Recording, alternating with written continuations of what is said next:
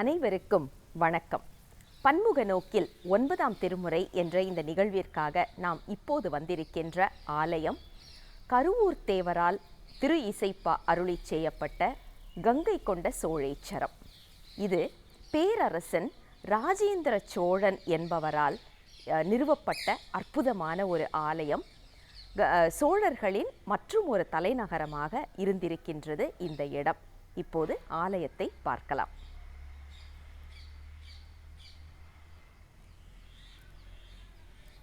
தூல இலிங்கமாக இருக்கக்கூடிய கோபுரம், கோபுர தரிசனம் கோடி புண்ணியம் என்று சொல்வார்கள்.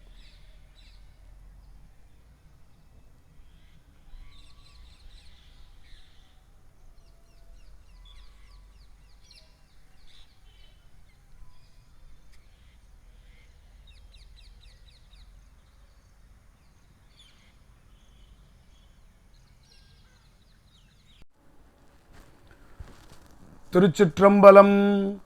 தென்னாடுடைய சிவனே போற்றி, எந்நாட்டவர்க்கும் இறைவா போற்றி.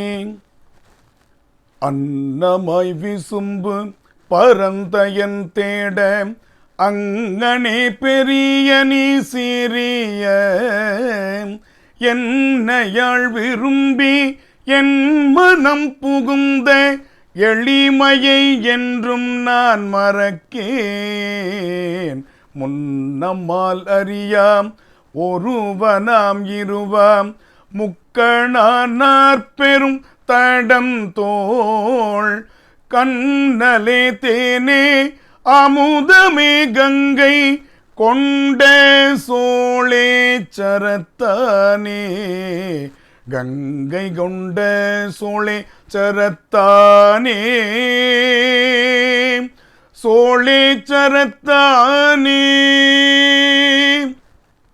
திருச்சிற்றம்பலம்.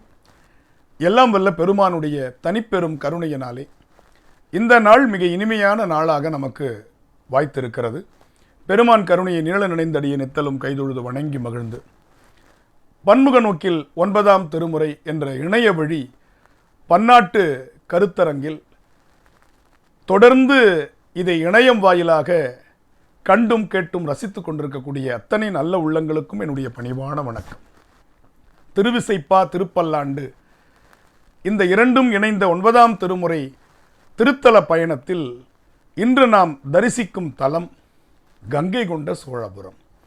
இதை நம்முடைய கருவூர் தேவர் கங்கை கொண்ட சோழேச்சரம் என்று குறிப்பிடுகின்றார்.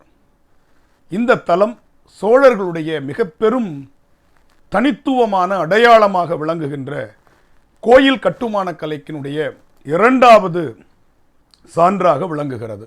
முதல் சான்று நம்முடைய தஞ்சை ராஜராஜேச்சரம் என்று சொல்லக்கூடிய 1ஆம் ராஜராஜ சோழன் கட்டுவித்த தட்சிணமேரு என்கின்ற பெரிய கோயில்.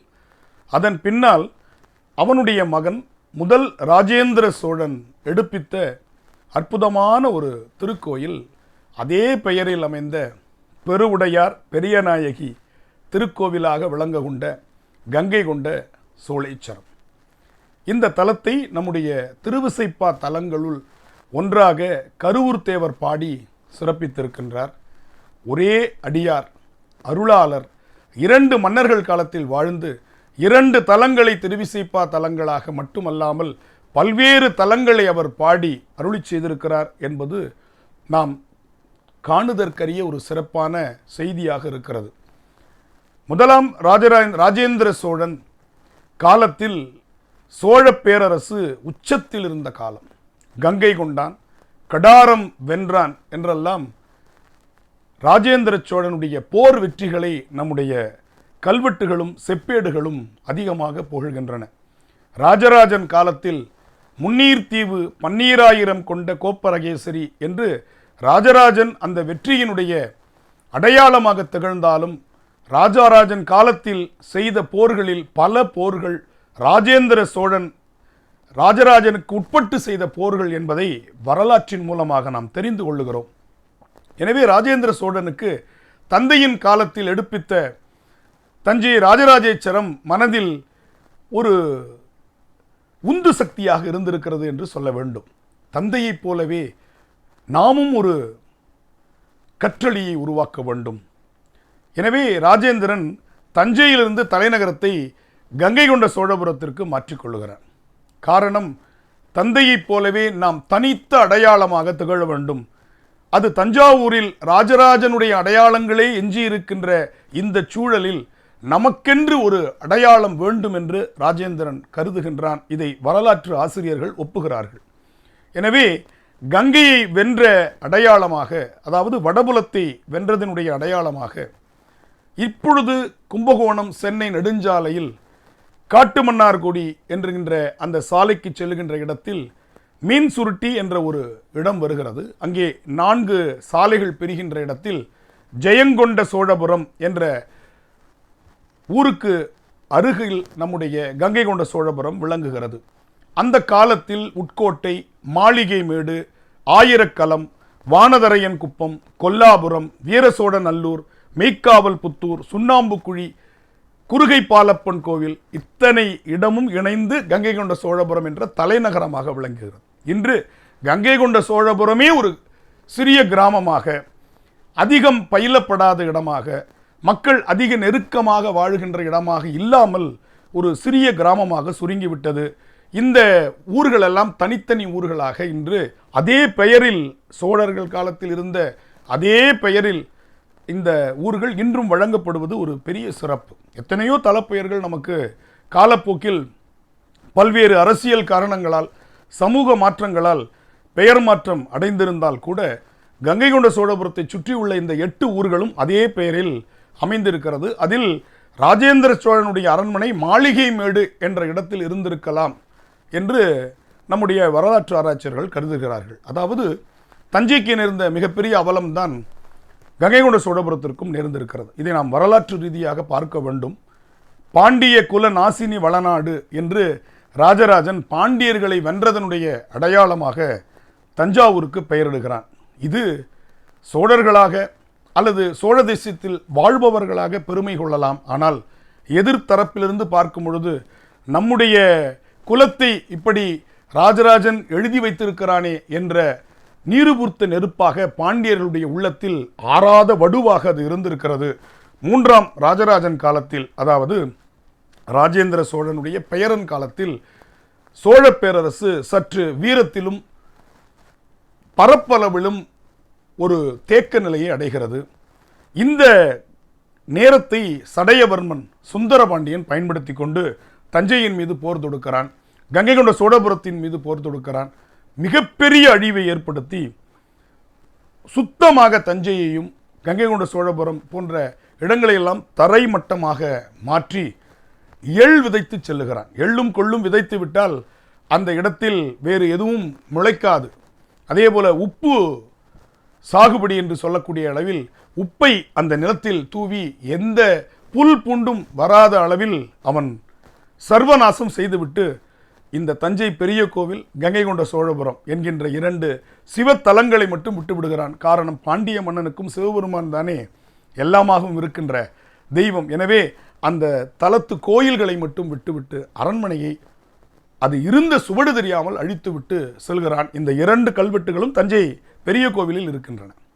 ரொம்ப ஆச்சரியமாக நம்ம, அதாவது ராஜராஜன் கட்டிய கோயிலுக்கு அந்த கோயிலில் படையெடுத்து வந்த சடையவர்மன் சுந்தரபாண்டியன் தஞ்சையை அழிப்பதற்கு எனக்கு துணையாக இருக்க வேண்டும் என்று பெருவுடையாரிடம் வேண்டிக் கொள்கிறான். அதற்காக பெருவுடையாருக்கு நிபந்தம் கொடுத்திருக்கிறார். அந்த கல்வெட்டு தஞ்சாவூர் பெரிய கோவிலே இருக்கு. எவ்வளோ பெரிய ஆச்சரியம் பாருங்க. அதாவது உப்பு வைக்கிறவனும் வேண்டிக்கிறான், மாவு வைக்கிறவனும் வேண்டிக்கிறான், மழை வேணும்னு வேண்டிக்கிறான் நம்முடைய விவசாயி. உப்பு வைக்கிறவன் மழை வேண்டான்னு வேண்டிக்கிறான். 2 பேருக்கு சாமி என்ன பண்ணுவார் இல்லையா? அதுபோல நம்ம சடையவர்மன் சுந்தரபாண்டியனும் வேண்டிக் கொள்ளுகிறான். அதே பெரிய கோவிலுக்கு அவன் நிபந்தம் கொடுத்திருக்கிறான். தஞ்சையை அழித்து அந்த நிபந்தத்தை அவன் செய்த வரலாற்று செய்தி தஞ்சை பெரிய கோவிலிலேயே கல்வெட்டாக இருக்கிறது. இதெல்லாம் நாம் வரலாற்றிலிருந்து பார்க்க வேண்டிய சுவடுகள். இப்பொழுது கங்கை கொண்ட சோழபுரம் ஒரு அற்புதமான சூழலில் இன்றும் சோழ கங்கம் என்ற நீர் ஏரி அதை சுற்றி இருக்கிறது. இதனுடைய வரலாறு கேட்டால் ஆச்சரியமாக இருக்கிறது. இப்படி ஒரு மன்னன் வாழ்ந்திருக்க முடியுமா? இப்படி ஒரு ஏரியை உருவாக்க முடியுமா? ஏரியை வெட்டுகின்ற அந்த மன்னன் பக்கத்தில் இருக்கும் நீர்நிலைகளிலிருந்து தண்ணீரை கொண்டு வந்து நிரப்புவது வழக்கம்.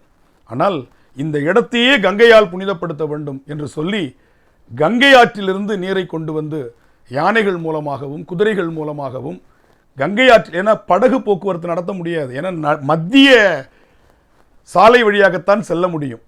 ஏனென்றால் சோழர்களிடத்தில் மிகப்பெரிய கப்பற்படை இருந்தது. அதன் மூலமாகத்தான் முன்னீர் தீவு 12,000 தீவுகள், லட்சத்தீவுகளை அவர்கள் வென்றார்கள்.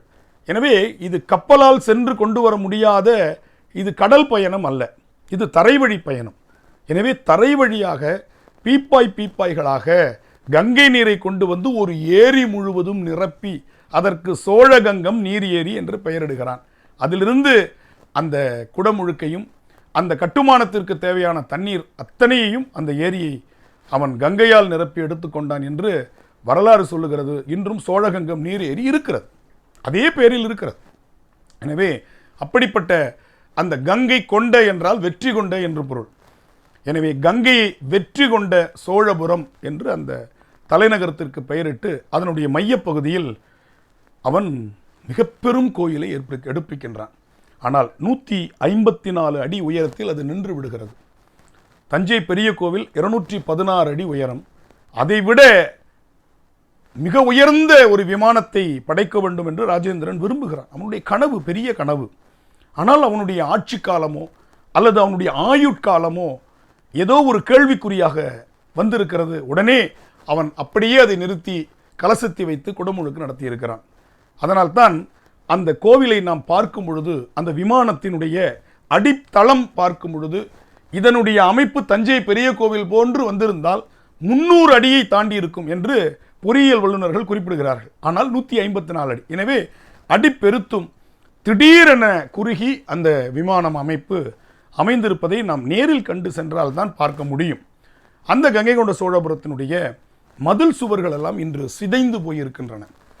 ராஜகோபுரம் சிதைந்து போயிருக்கிறது, மொட்டை கோபுரமாக இருக்கிறது. அதனுடைய வரலாற்றை பார்க்கும் பொழுது பாண்டிய மன்னனுக்கு பின்னால் வந்த அரசர்கள், மறுபுலத்து அரசர்கள், அவர்கள் எல்லாம் தமிழ் பண்பாடு அறியாதவர்கள், தமிழருடைய கட்டுமான கலையை பற்றி கவலை இல்லாதவர்கள். அவர்கள் மொத்தமாக சிதைப்பதற்கு, அப்படிப்பட்டவர்கள் மனதில் கூட இந்த கங்கை கொண்ட சோழபுரத்தை மொத்தமாக சிதைக்க வேண்டும் என்ற எண்ணம் வரவில்லை. எனவே வந்ததின் அடையாளமாக மதில் சுவர், கோபுரங்களை எல்லாம் அவர்கள் சிதைத்து விட்டு போகிறார்கள். அந்த கற்கள் அப்படியே குவிந்து கிடக்கின்றன. பின்னாளில் வந்த ஆங்கிலேயர்கள் கொள்ளிடத்தினுடைய அந்த ஆற்று வெள்ளப்பெருக்கை தடுப்பதற்காக ஒரு அணை கட்ட வேண்டும் என்று கருதுகிறார்கள். அந்த காலத்தில் அணை கட்டுவதற்கான கட்டுமான பொருள் கருங்கல்லாக இருக்க வேண்டும் என்ற நிலையில் சிமெண்ட் போன்ற பொருள்கள் இல்லாத காலம். எனவே கருங்கல்லால் அணை கட்டுவதற்கு, கருங்கல் எங்கே செல்வது? அந்த பகுதியில் மலைகள் இல்லை. பக்கத்தில் அற்புதமான இந்த கங்கை கொண்ட சோழபுரத்தினுடைய கோயில் இருக்கிறது. சென்று பார்க்கிறார்கள். அங்கே சிதலமடைந்த மதில் சுவர்கள், அந்த மொட்டை கோபுரத்தினால் சிதைந்த அந்த கோபுர கற்கள் எல்லாம் இருப்பதை பார்த்து, இதை நாங்கள் எடுத்துக்கொண்டு வேறு ஒரு புதிய கற்களை வைத்து இந்த மதில் சுவரை கட்டித்தருகிறோம் என்று சொல்லி ஊர் மக்களை சமாதானம் செய்து அந்த கற்களை எடுத்துக்கொண்டு போய் அணைக்கட்டு கட்டினார்கள். ஆனால் பின்னாளில் அவர்கள் சொன்ன வாக்கை காப்பாற்ற இயலாமல் அவர்கள் சென்று விட்டார்கள். அந்த கோபுரமும் அந்த மதில் சுவரும் அப்படியே சிதைந்த நிலையிலே இன்றும் இருக்கிறது. ஆனால் அந்த கற்கள் எல்லாம் இன்று கொள்ளிடத்தினுடைய வெள்ளத்தை தடுக்கும் அணைக்கட்டாக இருக்கிறது என்பது வரலாற்றில் நாம் தெரிந்து கொள்ள வேண்டிய ஒரு உண்மை. இப்பொழுது நாம் அந்த கோபுர வாசல் வழியாக செல்கிறோம். நேரே மிகப்பெரிய நந்தி, அதன் பின்னால் பெருவுடையார், அவருக்கும் வடமொழியில் பிரகதீஸ்வரர் என்றுதான் பெயர். அந்த பெருவுடையாருடைய திருமேனி உள்ளே சென்றவுடன் நமக்கு ஒரு குளிர்சாதன அறையில் சென்றது போன்ற ஒரு எண்ணத்தை நமக்கு ஏற்படுத்துகிறது. என்னவென்று அங்கு இருக்கக்கூடியவர்களை நாம் கேட்டபொழுது, ராஜராஜ சோழனுக்கு கிடைக்காத ஒரு கல், ஒரு பீடம் செய்வதற்கான மூலப்பொருளாக விளங்குகின்ற அந்த மிக பெரும் கல் சந்திரகாந்த கல்லாக கிடைத்தது ராஜேந்திர சோழனுக்கு. அந்த சந்திரகாந்த கல் பீடத்தின் மீது இந்த சிவலிங்கம் எடுப்பிக்கப்பட்ட காரணத்தினால் அது உமிழக்கூடிய அந்த குளிர்ச்சியான காற்று, கதிர்வீச்சு நம்மை அந்த சூழலில் குளிர்சாதன அறையில் இருப்பதை போல நமக்கு ஒரு தோற்றத்தை ஏற்படுத்துகிறது என்று சொன்னார்கள். ராஜராஜன் பயன்படுத்திய கல் சூரியகாந்த கல். உள்ளே சென்றால் நமக்கு வியர்க்கும். ஏன்னா பெருமான் அக்னீஸ்வரன் அல்லவா. சோதியே சுடரே சூழொளி விளக்கே இல்லையா, சொற்றுணை வேதியன் சோதிவானவன். அதை அங்கே போனால் நாம் பார்க்கலாம். இங்கே வந்தால் நம்முடைய நம்பி ஆரூரர் குறிப்பிடுவது போல அவன் தன்மையாகவும் இருப்பான், வெம்மையாகவும் இருப்பான். தன்னியல் வெம்மையினான் என்று குறிப்பிடுவார். எனவே அங்கே வெம்மையை பார்த்தால் இங்கே தன்மையாக இருக்கக்கூடிய பெருமானை பார்க்கலாம். அது சோழர்களுடைய கட்டுமானத்தினுடைய கர்ஜிக்கும் சிங்கத்தினுடைய ஆண் வடிவமாக பார்த்தால் கங்கை கொண்ட சோழபுரம் நளினத்தினுடைய அடையாளமாக, சிற்பக்கலையினுடைய நுணுக்கமான அற்புத சிற்பங்களை கொண்ட பெண் வடிவமாக பார்க்கலாம். 4 கோயில்கள் அப்படி இருக்கின்றன நம்முடைய தமிழகத்தில். ஒன்று தஞ்சை ராஜராஜேஸ்வரம் ஆண் வடிவம், கங்கை கொண்ட சோழபுரம் பெண் வடிவம், திருபுவனம் கம்பகரேஸ்வரர் கோவில் ஆண் வடிவம், தாராசுரம் பெண் வடிவம், ஐராவதேஸ்வரர் கோவில் என்று அதற்கு பெயர். 2ஆம் ராஜராஜன் காலத்தில் கட்டப்பட்டது. குலோத்துங்க சோழன் காலத்தில் கட்டப்பட்டது நம்முடைய திருபுவனம் கம்பகரேஸ்வரர் கோவில். இதெல்லாம் ஆண் பெண் வடிவமாக நாம் சோழ நாட்டில் பார்க்கக்கூடிய அற்புதமான இடங்களாக இருக்கின்றன. வரலாற்று சிறப்பு, சுற்றுலா சிறப்பு, ஆன்மீக சிறப்பு இவையெல்லாம் தாண்டி திருவாசக தலமாக, திருவிசைப்பா தலமாக, தேவார தலமாக நாம் பார்க்கின்ற இந்த நிலையில் 9ஆம் திருமுறையோடு இந்த கங்கை கொண்ட சோழபுரம் எப்படி தொடர்பாக இருக்கிறது? ராஜராஜனுடைய குருவாக விளங்கியவர் கருவூர் தேவர். அவர் சித்தர்களில் ஒருவராக போற்றப்படுகிறார். ராஜராஜ சோழனுக்கு ஆன்மீக குரு மட்டுமல்ல, அவனுடைய மிகப்பெரிய ஆளுமைக்கு காரணம் 3 குறிப்பிடுவார்கள். ஒருவர் அவருடைய பாட்டியார் செம்பியன் மாதேவி, 2ஆம் அவர் அவருடைய அக்கைன்னு தான் குறிப்பிடுறார். அக்கான் நம்ம வெளிப்பெயர், என் அக்கன் என்று அவர் உரிமையோடு குறிப்பிடுவார், குந்தவை பிராட்டியார். 3வது நம்முடைய கருவூர் தேவராக நாம் பார்க்கிறோம். எனவே அந்த கருவூர் தேவர் ராஜராஜ ஈச்சரத்தையும் பாடி கங்கை கொண்ட சோழபுரத்திற்கு வருகிறார். அங்கே பெருமான் அற்புதமாக அண்ணாமலையாராக தோற்றமளிக்கின்றான் கருவூர் தேவருக்கு. எப்படி அந்த பாட்டு இப்படி தொடங்குகிறது? அன்னமாய் விசும்பு பறந்து அயன் தேட அங்கனே பெரிய நீ சிறிய, அந்த முரண்பாடு, முரண் தொடை என்று தமிழில் வரும். பெரிய சிறிய, கருப்பு சிவப்பு, கருப்பு வெள்ளை, மெலிந்த வலிமையான, இப்படியெல்லாம் முரண் தொடை ரொம்ப அழகு. அது கருவூர் தேவர் இந்த திருவிசைப்பாவில் பயன்படுத்துகிறார். அன்னப்பறவையாக பிரம்மன் உன்னை தேடினான், வராகமாக திருமால் உன்னுடைய திருவடியை தேடினார். இதுதான் அண்ணாமலையார். எனவே நம் கங்கை கொண்ட சோழபுரத்தை அண்ணாமலையாராக பார்க்கின்ற ஒரு தன்மையை இந்த பாடலில் நமக்கு கரூர் சித்தர் காட்டுகிறார். அன்னமாய் விசும்பு பறந்து அயன் தேட அங்கனே பெரிய நீ, பெருவுடையார்.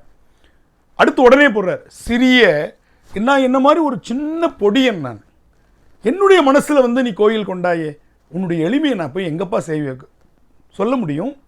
உன்னுடைய எளிமையை நான் எப்படி பாராட்டுவது? வார்த்தைகள் இல்லை. அந்த எளிமையை நான் மறக்க மாட்டேன்.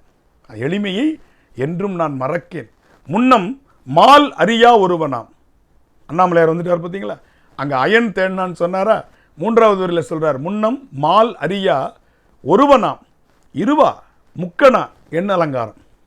நீ அண்ணாமலையாராக இருக்கின்றாய், ஒருவனாம், இருவா உருவத்தால் நீ அம்மையப்பராக இருக்கிறாய், முக்கண்ணை உடையவனாக இருக்கிறாய், 4 தடந்தோள் உடையவனாக இருக்கிறாய், கண்ணல், இந்த அப்படியே கொஞ்சிரர், பொன்னே மனிதானே வைரம்மே பொருதுந்தி அப்படின்னு சொல்லுவார் இல்லையா, அந்த ஆற்றில் அடிச்சுட்டு வர்றதெல்லாம். அது மாதிரி பொன்னார் மேனியனே, மண்ணே மாமணியே, மழபாடியுள் மாணிக்கமேன்னு கொஞ்சுவார் பாருங்க. அந்த மாதிரி நம்பி கொஞ்சுறது மாதிரி. எப்படி கொஞ்சுறார்? கண்ணலே, கரும்பின் சாறு, கரும்பின் சாறுலேருந்து உருவாகிறது வெள்ளைக்கட்டி. அப்படி சுவாமி கரும்பை சாப்பிட்டா இனிக்கும், ஆனால் முயற்சி வேணும். கரும்பு சாறை சாப்பிட்டா இனிக்கும், முயற்சி வேணும். அதை சாரா பிழியணும். ஆனால் வெள்ளைக்கட்டியை தூக்கி வச்ச உடனே நமக்கு அந்த இனிப்பு தெரியுமா? அந்த மாதிரி கண்ணலே, தேன் நாக்கில் பட்ட உடனே சுவைக்கும், அமுதமே, ஒவ்வொன்றா சொல்லிட்டு வர்றார். கண்ணல், வெள்ளைக்கட்டி, தேன், அடுத்தது இது குறைந்த நாளில் கெட்டுப்போகும் தன்மை உடையது, தேன் கெடாத தன்மை உடையது, அமுதம் உண்டாரை மரணமில்லா வாழ்வில் வாழ்விக்க செய்வது. அப்போ ஒவ்வொன்றா சொல்லிட்டு வர்றார். அப்போ நம்ம 3 விஷயங்கள், சகலர், விஞ்ஞானகலர், பிரளயாகலர்னு சொல்லுவோம் பாருங்க. முதல்ல இருக்கிறவங்களுக்கு அவன் எப்படி இருக்கிறான், அடுத்து இருக்கிறவங்களுக்கு எப்படி இருக்கிறான், அதுக்கு அடுத்த நிலையில் இருக்கிறவங்களுக்கு அவன் எப்படி இருக்கிறான். அப்படின்னு நம்ம புரிஞ்சுக்கலாம். இப்படி கூட அதை நாம் பார்ப்பதற்கு இடம் இருக்கிறது. கண்ணலே தேனே அமுதமே கங்கை கொண்ட சோலை சரத்தானே. இந்த இடத்துல 2 ஊர் பேரும் வருகிறது. பெருமான் கங்கையை கொண்டான், கங்காதரன், ஒரே ஒற்றை சடையில் அவன் தாங்கினான். இந்த இடத்தில் எனக்கு ஒரு பாடல் நினைவுக்கு வருகிறது. இந்த இடத்துல சொல்லாமல் வேற எங்க சொல்ல முடியும்? காளமேக புலவர்னு ஒரு புலவர் வாழ்ந்தார். இரட்டுற மொழிதல், சிலேடையாக பாடுவதில் வல்லவர். அவரிடத்தில் வெண்பாவினுடைய கடைசி அடியை கொடுக்கிறார்கள். குடத்திலே கங்கை அடங்கும் அப்படின்னு எழுதணும். கடைசி வரி அது பொருத்தமாக வரணும். குடத்தில் கங்கை அடங்குமா? குடத்தில் அடங்குமா? அடங்காது. ஆனால் முடிக்கும் பொழுது குடத்திலே கங்கை அடங்கும்னு முடிக்கணும். வெண்பாவுக்கு மேலே 3 வரியும் 4 சீர்கள் இருக்கணும். கடைசி அடி முச்சீரால் முடியணும். 3வது சீர் நாள் மலர் காசு பிறப்பு என்ற வாய்ப்பாட்டில் முடியணும்.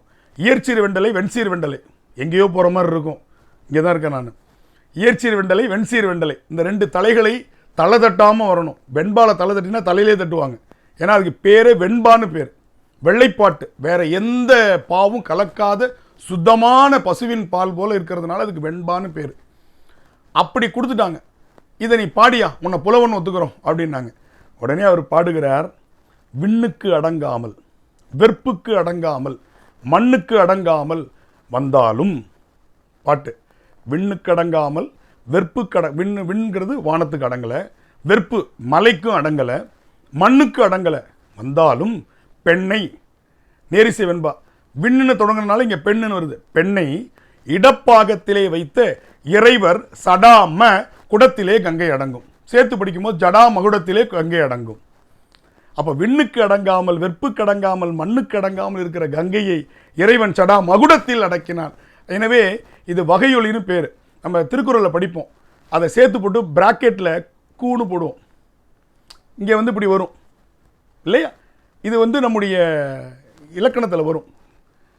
நெய்யும் பாலும் தயிரும் கொண்டு அப்படின்ற ஒரு நம்பியாரூரில் கூட வரும். உய்யுமாறுன்னு வருது, பாட்டில் குய்யுமாறுன்னு இருக்கும். கையில் ஒன்றும் காணமில்லை, அதில் கடலடியே கைதொழுது காணின் அல்லால், அதில் கடைசியாக எழுதும் பொழுது உய்யுமாறு ஒன்று அருளி செய்யீர். அங்கே கூ அங்கே போட்டுட்டு உய்யுமாறுன்னு எழுதணும். ஆனால் இலக்கணத்தில் எப்படி இருக்குன்னா குய்யுமாறுன்னு இருக்கும். அங்கே இக்குன்னு முடிச்சிருப்பார், இங்கே கூணு வந்திருக்கும்.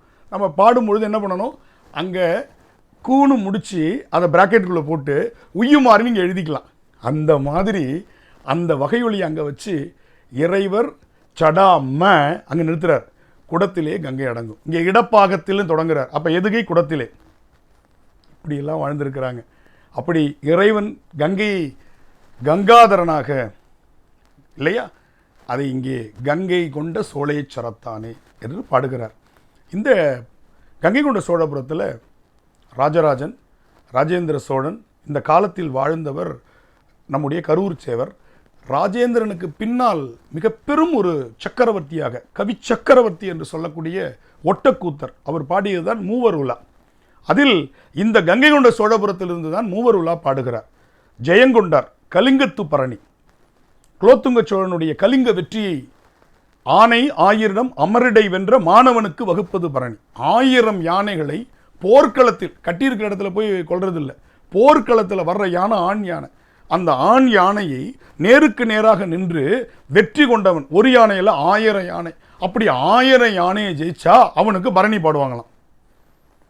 999 பாடினா கிடையாது, 1000 யானையை ஜெயிச்சிருக்கணும். அப்படி ஜெயிச்சவன் குலோத்துங்க சோழன் கலிங்க போரில்.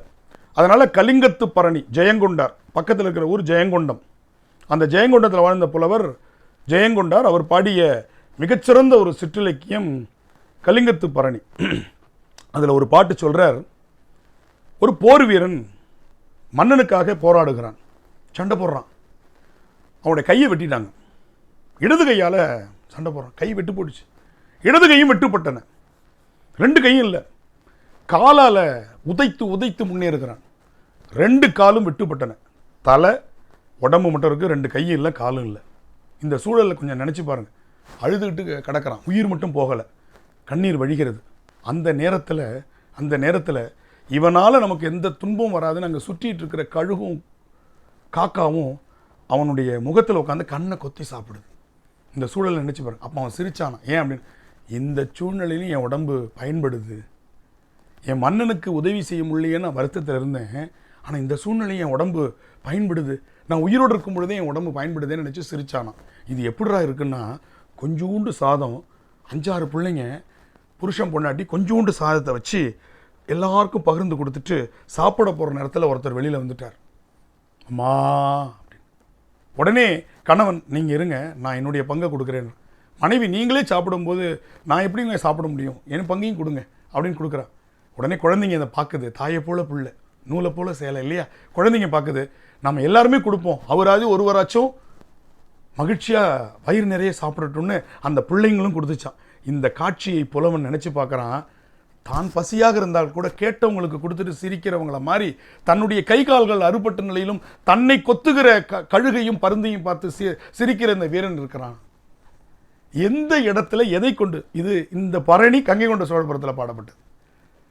விருந்தினரும் வறியவரும் நெருங்கி உண்ண மேன்மேலும் முகம் மலரும் மேலோர் போல பருந்தினமும் கழுகினும் தாமே உண்ண பதும முகம் மலர்ந்தாரை பார்மின் பார்மின். பாருங்க பாருங்க, அவன் சிரிக்கிறான் பாருங்க, சிரிக்கிறான் பாருங்கன்னு குத்திக்கிறார்.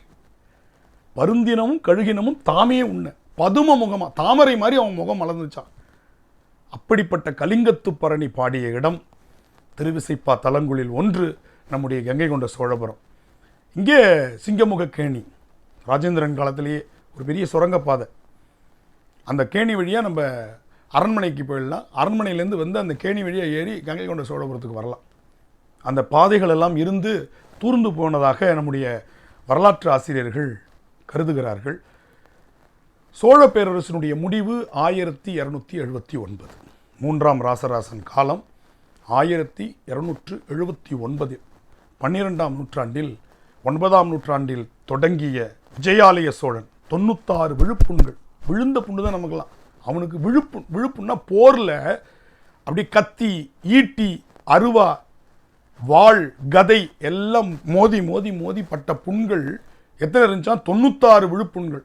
பிற்கால சோழ சாம்ராஜ்யத்தை ஸ்தாபித்த அந்த மன்னன் விஜயாலய சோழன் மார்பில் இருந்துச்சு. அப்படி தொடங்கிய சோழ பேரரசு ராஜராஜன் காலத்தில் உச்சத்தை தொட்டது. ஆனால் அதே பெயர் தாங்கிய 3ஆம் ராஜராஜன் காலத்தில் விழுந்தது என்பதை நாம் பார்க்கிறோம். அது 1279. அதற்கு அப்புறம் இந்த கங்கை கொண்ட சோழபுரம் சந்தித்த இடர்பாடுகள் சொல்லில் அடங்க, அவ்வளவு பிரச்சனைகள். ஆனால் ராஜராஜ சோழன் கட்டிய அந்த ராஜராஜேச்சரத்தில் இல்லாத சிற்ப வேலைப்பாடு, நுணுக்கமான வேலைப்பாடு கங்கை கொண்ட சோழபுரத்தில் உண்டு. ஏன்னா அந்த சிற்பிகள் தானே இதை பண்ணியிருப்பாங்க. அந்த சிற்பிகளுடைய பரம்பரை தானே. எப்பொழுதும் ஒன்று செஞ்சு பார்க்கும் பொழுது நமக்கு அதில் சில இடர்பாடுகள் வரலாம். ஒரு வாட்டி செஞ்சு பார்த்துட்டோம்னா, இன்றைக்கி நம்ம ஒரு விஷயத்தை நம்ம செஞ்சு பார்த்துட்டு ஓகே இது டெஸ்டட் ஓகே அப்படின்னு சொல்கிறோம்ல ஆங்கிலத்தில். இது நம்ம செஞ்சு பார்த்துட்டோம், சரியாக வந்துருச்சு, அதுக்கப்புறம் நமக்கு அது கைவந்த கலை. எனவே அந்த பெரிய கோவிலை கட்டின சிற்பியினுடைய பரம்பரை அப்படியே வருகிறது. இந்த நுணுக்கம் இதில் நிறைய பண்ண முடியுது அவங்களால. ஒரே ஒரு சிற்பம் போதுங்க, சண்டேச அனுக்கிரக மூர்த்தி அப்படின்னு சொல்லுவாங்க இல்லையா? அந்த சண்டேஸ்வரருக்கு தன்னுடைய கொன்றை மாலையை பெருமான் சூட்டுகிற சிற்பம், அந்த ஒரு சிற்பத்தை பார்த்து கொண்டு நம்முடைய பிறவி பயனை அடைந்திடலாம். எத்தனை மணி நேரம், எத்தனை முறை, எத்தனை பிறவிகளில் பார்த்தாலும் திரும்பவும் எப்போ பண்ண போய் பார்க்க போகிறோம், பார்த்துட்டு வெளியில் வந்துட்டு திருப்பி போய் பார்க்குற மாதிரி இருக்கும். திருப்பி நம்மளை ஒரு வாட்டி நாளைக்கு வரீங்களா கங்கை கொண்ட சோழபுரம்? வரேங்க. பெருவுடையாரை பார்க்குறதுக்கு இல்லைங்க, அந்த சண்டேச அனுகிரக மூர்த்தியை பார்க்குறதுக்கு. பெருவுடையார் நான் தஞ்சாவூர்லேயே பார்த்துக்குவோங்க. அந்த சண்டேச அனுகிரக மூர்த்தி அப்படியே பெருமான் அப்படியே சாந்த ஸ்வரூபி, பக்கத்தில் அம்பாள் அப்படியே மென்மையே வடிவா அப்படியே அழகாக. கீழே சண்டேஸ்வரர் ஒரு குருநாதரிடத்தில், ஒரு எஜமானனிடத்தில், ஒரு பதியினிடத்தில் பசு எப்படி இருக்கணும் அந்த பணிவு கையை அப்படி கட்டி உட்காந்து அழகாக உட்காந்துருப்பார். அப்படியே பெருமான் அந்த கொன்றை மாலையை சூட்டுகிற தன்மை. திருச்சிற்றம்பலம். தாதையை தாளர வீசிய சண்டிக்கு அண்டத்தொடும் உடனே பூதலத்தோறும் வணங்க பொற்கோயிலும் போனகமும் அருளி சோதியருளிய சோதி மணி மூடி தாமமும் நாமமும் தொண்டர்க்கு நாயகமும் பாதகத்துக்கு பரிசு வைத்தானுக்கே பல்லாண்டு கூறுதுமே பல்லாண்டு கூறுதுமே. திருச்சிற்றம்பலம். ஒரு நிதியமைச்சருக்கு பதவி பிரமாணம் செய்து வைக்கின்ற காட்சி. சிவபெருமானுடைய ஃபைனான்ஸ் மினிஸ்டர் அவர் தானே, அவருக்குரிய அத்தனையும் உண்டு. உண்பனவும் உடுப்பனவும் எல்லாம். போகும்போது அவர்கிட்ட கைத்தட்டியெல்லாம் கூப்பிடக்கூடாது. நம்மளுக்கு முன்னே கைத்தட்டணும், நம்மளால் செவிட்டு சாமின்ட்டான். இவனுக்கு பேர் வைக்கிறதுக்கு கேட்கவா வேணும்? அவரை செவிட்டு சாமி, அவர் சிவ தியானத்தில் இருக்கார். போகும்போது கையில் நான் எதுவும் எடுத்துகிட்டு போகல சாமி, பார்த்துக்க, சிவன் சொத்து குலநாசம், நான் எதுவும் எடுத்துகிட்டு போகல அப்படின்னு காமிச்சு இப்படி ட்ரெஸ்ஸை உதறிட்டு போனதை நம்ம ஆளுங்க நூலை பிச்சு போட்டுட்ருக்கான். ட்ரெஸ்ஸை உதறிட்டு நம்மளுக்கு எப்பயுமே ஒருத்தர் சாப்பிடும்போது சின்னதாக ஏதோ ஒன்று கருப்பாக இருந்துச்சு, பக்கத்தில் இருக்கின்ற நான் சாப்பிடும்போது ஏதோ கருப்பாக இருந்துச்சு அப்படின்னு. அவன் போய் பக்கத்தில் அவர் சாப்பிடும்போது ஏதோ கருப்பாக முடி மாதிரி வந்துச்சான் அப்படின்னா. இன்னொருத்த அவன்கிட்ட போய் சொன்னான், அவன் சாப்பிடும்போது கருப்பாக ஏதோ முடி அதுவே கொத்தாக வந்துச்சு அப்படின்ட்டான். இன்னொருத்தன் அப்படியே போய் இன்னொருத்தன் சொல்லும்போது சாப்பிடும்போது அவருக்கு பார்த்தீங்கன்னா அப்படியே கருப்பாக ரெக்க மாதிரி வந்துச்சு அப்படின்ட்டான். இன்னொருத்தர் சொன்னால் அது காக்கா ரெக்க மாதிரி இருந்துச்சுன்னா. கடைசியாக ஒருத்தன் வந்து இவன்கிட்ட சொன்னான், நீ சாப்பிடும்போது வாயிலேருந்து காக்கா காக்காவாக வந்துச்சாமேன்னு. இப்படி தான் நம்ம ஆளுங்க பேர் வைக்கிறது, வரலாறுகள், புராணங்கள். புரியுதா? எண்ணெயை தடவிட்டு நம்ம ஆளுங்க உருளுவான். எவ்வளவு மண்ணு ஒட்டுதோ ஒட்டட்டும், அதுதான் புராணங்கள். எனவே சண்டேஸ்வரர்கிட்ட போய் நான் எதுவும் எடுத்துகிட்டு போகலன்னு துண்டை உதறி போட்டுட்டு போகிறதுன்னு சொல்லுவோம் இல்லையா, துண்டை உதறி தோளில் போட்டு போயிடுவாங்க அப்படின்னா எனக்கு எதுவும் வேண்டாம் அப்படின்னு. அந்த மாதிரி நான் பெரிய கோவில்களிலிருந்து, இந்த சிவன் கோவிலிருந்து நான் எதையும் வீட்டுக்கு எடுத்து செல்லவில்லை சாமி அப்படின்னு சொல்லிட்டு அவரிடம் கைகளை காண்பித்து வணங்கி பேசாமல் திரும்பி வந்துடணும். அவர்கிட்ட பேசக்கூடாது, அங்கே போய் பாடிட்டு நிற்கக்கூடாது, அங்கே போய் கதை பேசிகிட்டு இருக்கக்கூடாது. ஏன்னா அவர் தியானத்தில் இருக்கார், 24 மணி நேரமும் சிவ தியானத்தில் இருக்கிறார். அந்த சண்டேச அனுகிரக மூர்த்தி பெருமானை வழிபட்டு அப்படி இறங்கும் பொழுது வடக்கு முகமாக இறங்குவோம். அப்படி இறங்கணும்னா அவ்வளவு அழகான காட்சி. அது மட்டுமல்ல, அங்கே ஒரு அம்மையப்பர் இருக்காருங்க, அர்த்தநாரீஸ்வரர். பார்த்தீங்கன்னா அவர் தான் உண்மையான அம்மையப்பராக இருக்க முடியும் அப்படின்னு நம்ம சொல்லுவோம். சிவபெருமானே அம்மையப்பராக வராருன்னா, நீ சும்மாரியா, நீ டூப்ளிகேட்டியா, அங்கே பாரியா கங்கை கொண்ட சோழபுரத்தில் அம்மையப்பரா, அவரை மாதிரி நீ முடிஞ்சா நீ இரு அப்படின்னு சொல்கிற அளவுக்கு நான் இதை மிகைப்படுத்தி சொல்ல நினைக்க வேண்டாம். அவ்வளவு அழகான அம்மையப்பரங்க சாமி. அப்படியே அதில் சிரிச்சமேனியா அந்த அர்த்தநாரீஸ்வரருடைய சிற்பம், அதே போல் தட்சிணாமூர்த்தியினுடைய சிற்பம், நடராஜர், கல் நடராஜர். எப்படி நம்ம சில கோவில்களில் நம்ம உத்தரகோசம் அங்கேயில் மரகத நடராஜர் அப்படிலாம் சொல்லுவோம் இல்லையா, அது மாதிரி இங்கே கருங்கல் நடராஜர் சிற்பம் ரொம்ப அழகாக இருக்கும். கங்காதரர் சிற்பம், விஷ்ணு துர்கை சிற்பம், அதே போல் காலாந்தகர் சிற்பம், அங்கங்கே இருக்கக்கூடிய பைரவர், வீரபத்திரருடைய சிற்பங்கள், பிட்சாடனர், சிவபெருமானுடைய கோலங்களில் ஒன்று பிட்சாடனர், அதிகார நந்தியினுடைய சிற்பம் இங்கே இருக்கிறது. இதெல்லாம் நம்ம பார்த்துட்டு இருந்தோம்னா ஒவ்வொரு சிற்பமும் அவ்வளவு நுணுக்கமான வேலைப்பாடோ, அந்த சிற்பியினுடைய உயிர் அந்த சிற்பத்தில் இருக்கிறது, இன்றும் இருக்கிறது. இத்தனை மாறுபாடுகள், இத்தனை அழிவுகள், இத்தனை கால மாற்றங்கள், இவ்வளவும் தாண்டி அந்த கங்கை கொண்ட சோழபுரத்தில் அந்த சிற்பத்தை பார்க்கலாம்.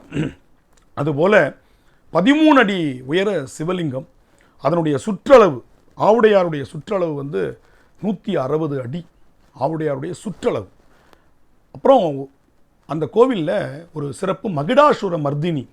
சோழர் காலத்தில் அந்த தாய் தெய்வ வழிபாடு, கொற்றவை வழிபாடு, துர்க்கை வழிபாடு என்பது நம்ம தஞ்சையில் கூட நிசும்ப சூதனி என்ற பெயரில் இன்று அது ராகுகால காளி, வடபத்திர காளி என்று வழங்கப்படுகிறது. விஜயாலய சோழன் வழிபட்ட நிசும்ப சூதனி இன்றும் தஞ்சையில் இருக்கிறது. அதுபோல போருக்கு முன்னால் அவர்கள் இரத்த திலகமிட்டு அந்த போரில் வெற்றி பெற வேண்டும் என்று வணங்கிய மகிடாசுர மர்தினி என்கின்ற சன்னதி கங்கை கொண்ட சோழபுரத்தில் மிக அற்புதமாக 18 கரங்களோடு மிக பெரிய அற்புதமான ஒரு சிற்ப வேலைப்பாடு நிறைந்த ஒரு கோயில் உள்ளே இருக்கிறது. அதை தாண்டி வந்தோம் என்று சொன்னால் நவகிரகம், மற்ற எல்லா இடத்துலையும் நவகிரகம் சதுரமாக இருக்கும், ஒன்றை ஒன்று பார்க்காமல் இருக்கும். இங்கே எப்படி அப்படின்னா, ஒரு கல்லில் நடுவில் வந்து சூரியனை வைத்து சுற்றிலும் வட்டமாக ஒரு தேரில் அந்த 8 கிரகங்களும் சூரியனை மையமாக கொண்டு அந்த 8 கிரகங்களும் தேரில் இருப்பது போல அற்புதமாக அங்கே அமைத்திருக்கிறார்கள். அந்த தேர் சிற்பமாக நவகிரகத்தை அங்கே நம்ம பார்க்கலாம். இங்கே நடக்கிற பெரிய விழா என்ன தெரியுமா? ஐப்பசி மாதம் பௌர்ணமிக்கு நடக்கக்கூடிய அன்னாபிஷேகம். அவ்வளவு அன்னத்தை சுவாமிக்கு அபிஷேகமாக அப்படியே அந்த 13 அடி பெருவுடையாருக்கு அபிடயமாக செய்யக்கூடிய மிகப்பெரிய விழா, அன்னாபிஷேக விழா நடக்கிறது. அப்படிப்பட்ட அந்த திருக்கோவிலை நாம் சென்று தொழ வேண்டும். அதனுடைய காட்சி நம்முடைய நெற்றியின் கண்யன் கண்ணினின்று அகலா என்று சொல்லுவார் கரூர் தேவர். அந்த காட்சி கண்ணுலேருந்து அவங்க நெற்றி கண்ணை பார்த்த என் கண்ணுலேருந்து அந்த காட்சியை அவன் மாற்ற முடியல என்னால் அப்படிங்கிறார். 5 பேர் அறிவும் கண்களே கொள்ள. நீங்கள் போய் அந்த சிற்பத்தை பார்த்தீங்கன்னா பக்கத்தில் உங்களுக்கு பாம்பு போனாலும் தெரியாது, பேய் போனாலும் தெரியாது, பிசாசு போனாலும் தெரியாது. அப்படி ஒரு காட்சி. அந்த காட்சியை பார்த்தீங்கன்னா 5 பேர் அறிவும் அங்கே தான் இருக்கும். அப்படி ஒரு காட்சியை நீங்கள் கங்கை கொண்ட சோழபுரத்தில் பார்க்க வேண்டும். அதற்காகத்தான் யான் பெற்ற இன்பம் பெருகை வையகம் என்ற நிலையில் இந்த 9ஆம் திருமுறையினுடைய அந்த திருவிசைப்பா திருப்பல்லாண்டு தல யாத்திரையில் நாங்கள் பெற்ற அனுபவத்தை இப்படி நாங்கள் பகிர்ந்து கொள்ளுகிறோம். உங்களுக்கு அந்த அனுபவம் கிடைக்க வேண்டும். இதனுடைய காணொளியை, ஏன்னா எவ்வளவு நேரம் தான் நானும் லட்டுவை பற்றி பேசிக்கிட்டே இருக்க முடியும். லட்டு இனிப்பாக இருக்கும், இனிப்பு எப்படி இருக்குன்னு கேட்பீங்க, இந்தா சாப்பிடு அப்படிங்கிறது மாதிரி இந்த பேச்சை தொடர்ந்து உங்களுக்கு அந்த காணொலியும் வரப்போகுது. பார்த்த உடனே இவர் பேச்சை கேட்டு கூட நாங்கள் போலங்க, அந்த காணொலியை பார்த்ததுக்கப்புறம் போகாமல் இருக்க முடியுமா? அப்படி ஒரு காணொலியை நீங்கள் கங்கை கொண்ட சோழபுரத்தினுடைய காணொலி காட்சியையும் இதை தொடர்ந்து பார்க்க இருக்கிறீர்கள். தொடங்கியவாறு நிறைவு செய்வது இந்த தலப்பயணத்தினுடைய நோக்கம். எனவே நிறைவாக நம்முடைய கரூர் தேவர் இந்த தலத்து பெருமானை பார்த்து, இதைவிட அற்புதமான தெய்வம் வேறு தான் இருக்கா, இருந்தால் சொல்லுங்கள் தெரிஞ்சுக்கிறேன் அப்படின்னு ரொம்ப பணிவாக கேட்குறது மாதிரி ஒரு பாட்டில் அழகாக சொல்கிறார். அதோடு நம்ம நிறைவு செய்து அடுத்த தலத்துக்கு பயணிப்போமா? சரி. திருச்சிற்றம்பலம்.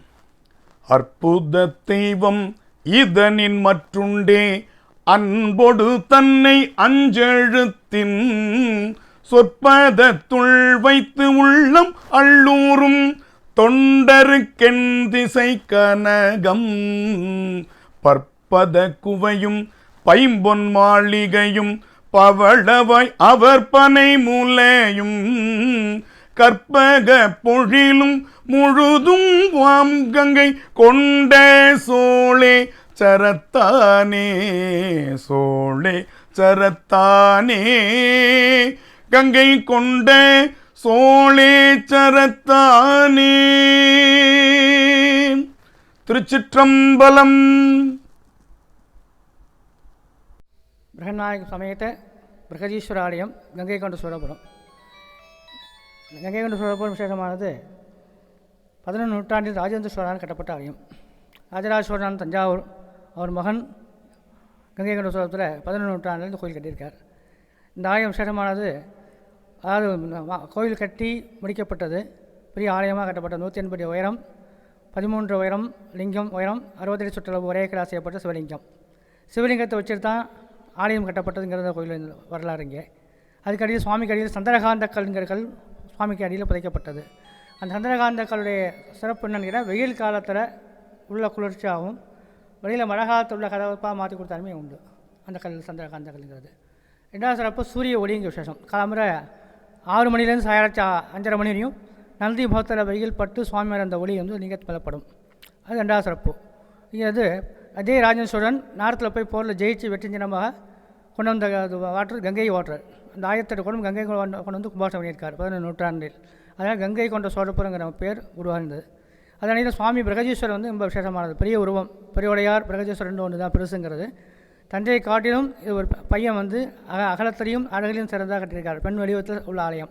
அது ஆணு வடிவம், இது பெண் வடிவங்கிறது சொல்லியிருக்காங்க அந்த காலத்தில். இங்கே வந்து அன்னாபிஷேகம், ஐப்பசி மாதம் பௌர்ணமி அன்னாபிஷேகம். அதாவது 100 மூட்டை அரிசி சாதத்தை வடித்து இந்த சிவலிங்கத்துக்கு அன்னத்தால் லிங்கத்தை மூடி திவாரணம் பண்ணுவாள். வருஷம் காஞ்சி மகாபரிவா அன்னாபிஷேகம் பண்ணிட்டுருக்காங்க. மகாபரிவா இங்கே கொடுத்த ஸ்ரீசக்கரம் அபாசனம் இருக்குது. இந்த கோயில் உள்ளம்லாம் ஒரு 60 வருஷம் 50 வருஷத்துக்கு முன்னாடி யாரும் கோயிலில் வர முடியாது. நெறிஞ்ச முள் குத்தும். இப்படி வந்து ஒரு ஆலயம் அந்த மகாபரிவா பூஜை பண்ணி ஸ்ரீசக்கரம் கொடுத்துருக்கா அம்பாள்கிட்ட. அதுக்கப்புறம் தான் அந்த கோயில் பிரகாசமாக நல்லா சிறப்பாக இருந்துருக்கு. அதாவது இந்த ஆலயத்தில் விசேஷமானது, சுவாமிக்கு வந்து சதுர்த்தி திதிங்கிற அந்த திதி விசேஷம். அதாவது பொறு ஜென்மாரையெல்லாம் தெரியாமல் தெரிஞ்சும் பாவங்கள்லாம் பண்ணியிருப்பா. அந்த பாவத்துக்கு மோட்சம் இந்த சிவலிங்கம் பிரகதீஸ்வரர் தான். இவர் 5 லிட்டர் பாலச்சம் 1 லிட்டர் பாலாச்சம் அபிஷேகத்தை பண்ணி அவர்கள் சிவா சகஸ்ரநாமம் பண்ணினால் நம்முடைய பாவங்கள் சகலமும் தீர்ந்து வெற்றி கிடக்கும். நம்ம ஐஸ்வர்யம் சகல காரியம் வெற்றியாகும். இங்கே துர்க்கை விசேஷம். அது கல்யாணத்துக்கும் குழந்தை பாக்கியத்துக்கும் உத்தியோகத்துக்கும் இந்த கோர்ட்டு கேஸ்லாம் ஜெயிக்கிறதுக்கும் இந்த அம்பாள் விசேஷம். இங்கே இந்த 20 கை இந்தியாவில் எங்கேயுமே இல்லாத துர்க்கை இந்த ஆலயத்தை சிறப்பானது. ராஜேந்திரனுக்கு போர்க்கடவுள். ராஜா போருக்கு போகும்போது வெற்றி கொடுத்தது அந்த அம்பாள் தான். இந்த 20 கைங்கிறது 18 ஆயுதம் பொன் சொரிப்போடு அலட்சிய பாறையில் அந்த அம்பாள் இருக்கும். இங்கே 20 கையில் முகத்தில் பார்த்தீங்கன்னா பொன் சொரிப்பு அலட்சிய பாறை குழந்தை முகமாக இருக்கும். ஆனால் அம்பாளுக்கு பார்த்தீங்கன்னா 20 கை இருக்கும். கோபமே இல்லாமல் சாந்தரூபம் அலட்சிய பார்வையில் அவதம் பண்ணுறா. அதனால் நம்ம கேட்குற வரன் பூரா அம்பாள் கொடுக்குறா, வெற்றியாகுது. இப்போ ராஜாவுக்கு வெற்றி கொடுத்த பூரா அந்த துர்க்கை தான். அப்படிங்கும்போது அந்த ராஜேஸ்வரனுக்கு வெற்றி கொடுத்தது. அதுமாதிரி இங்கே சுவாமி அது மாதிரி தான் ரொம்ப விசேஷமானது. இந்த சுவாமிகிட்ட பிரார்த்தனை பண்ணாக்கா நம்மளுடைய பாவங்கள் எல்லாம் நிவர்த்தி ஆகும். அதுதான் சரியாயிடும். நம்ம சுவாமி பிரகதீஸ்வரன் அனுகிரகம். திருச்சிற்றம்பலம். அன்னமாய் விசும்பு பரந்தயன் தேட அங்கனே பெரியனி சிறிய என்னையாள் விரும்பி என் மனம் புகுந்த எளிமையை என்றும் நான் மறக்கேன். முன்னமாலறியாம் ஒருவனாம் இருவாம் முக்கணானார் பெரும் தடம் தோள் கண்ணலே தேனே அமுதமே கங்கை கொண்டே சோழேச்சரத்தானே.